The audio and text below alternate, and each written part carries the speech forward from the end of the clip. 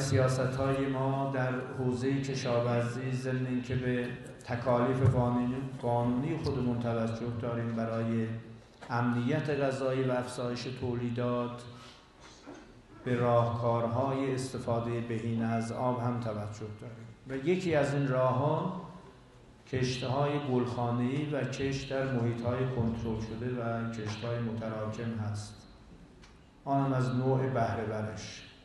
حالا ما خیلی نمیخوایم بگیم که مثلا کشت هیدروپونیکی با گلخانه‌ای که هر هکتاری 60-70 میلیارد تومان هزینه برمی‌داره.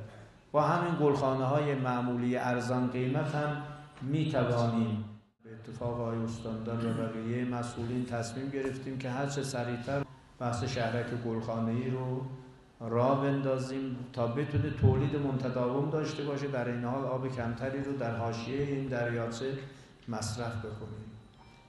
و اگر امروز ما دعوای اعتبار داریم، دعوای منابع داریم برای احیای دریاچه، برای حفظ و انتقال آب از دور دستترین نقاط حوزه آبریز دریاچه ارومیه به اینجا، یا میگیم از منابع ملی کمک بکنیم، همه نگاه ها به این است که ببینیم در این حاشیه‌ای که خود اینها درگیر هستن و نزدیک این بحران هستن واکنششون چیه؟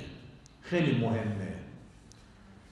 بنابراین خصوصا در این شهرستان هر آنچه که لازم باشه ما کمک خواهیم کرد، هزینه خواهیم کرد که بتونیم آب کمتری رو استفاده بکنیم، در این حال کشاورزان ما بتونن به تولید خودشون هم ادامه بدهن که هم برای کشور نیاز هست، هم برای اقتصاد خود این عزیزان.